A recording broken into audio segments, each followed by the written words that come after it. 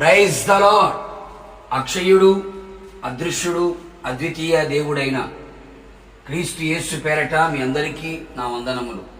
నా యేసయ్య కృపా కనికరములు మీకు తోడై ఉండును గాక. ఈ దినపు యేసయ్య జీవపు మాట యోహాను సువర్తమానం 6వ అధ్యాయం 27వ వాక్య భాగం. అక్షయమైన ఆహారము కొరకే కష్టపడుడి. ఈ లోకము శాశ్వతము కాదని ఎరిగి శాశ్వతుడైన యేసయ్య వైపు చూచుచు ఆయన అడుగు జాడలలో నడుచుచు శాశ్వతమైన రాజ్యం వైపు పరిగెడుతున్న నా దేవుని రాజ్య సంబంధులారా, పరలోకమే మన గమ్యము, గురి అయి ఉన్నది. ప్రస్తుతపు దినములలో ప్రతి మనిషి కష్టపడుతూనే ఉన్నారు. కుటుంబమును పోషించుట కొరకు, ఆస్తులు అంతస్తులు సంపాదించుకొనుటకు, పేరు ప్రఖ్యాతులు పొందుకొనుటకు, అధికారమును పొందుకొనుటకు, మరెన్నో పొందుకొనుటకు రాత్రింబగళ్ళు కష్టపడుచున్నారు.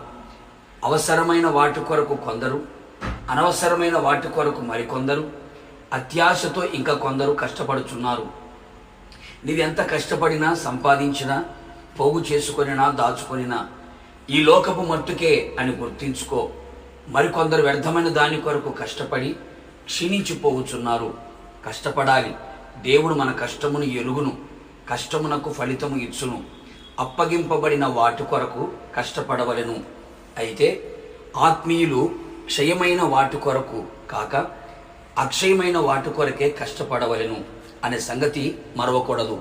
ఎందుకనగా ఈ లోకంలో ఉన్నవన్నీ క్షయమైపోవును, సృష్టి యావత్తు క్షయమైపోతాయి. అందుచేత అక్షయమైన వాటిని తెలుసుకొని వాటి కొరకు కష్టపడవలెను. అక్షయమైన ఆహారము కొరకు కష్టపడమని యేసు చెప్పెను. ఆహారము దేవుని వాక్యము, క్రీస్తు శరీరము, రక్తము. ఇవి గతించనివి గనుక మనలో నిత్యములోనికి నడిపించును, నిత్య జీవమును అనుగ్రహించును అని గ్రహించు.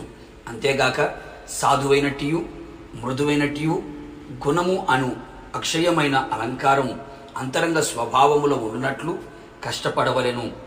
ఈ దేవుని దృష్టికి విలువగలది అని తెలుసుకో.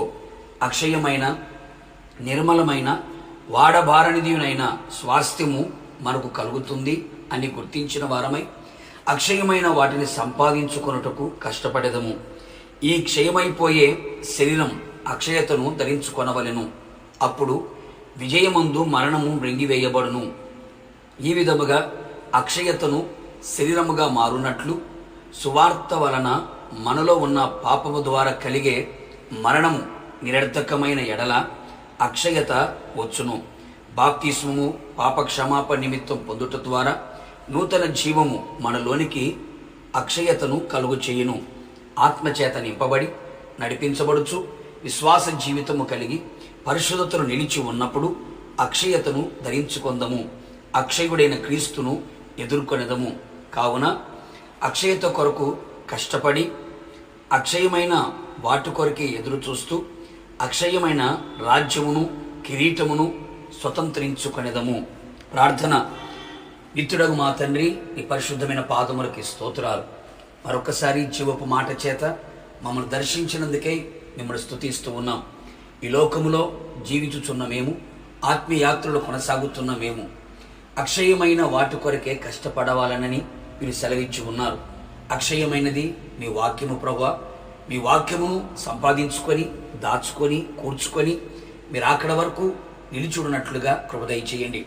సాధువైన, మృదువైన స్వభావం మేము కలిగి ఉన్నట్లుగా అక్షయమైన గుణమనే అలంకారమును ధరించుకోవడానికి సహాయము చేయండి.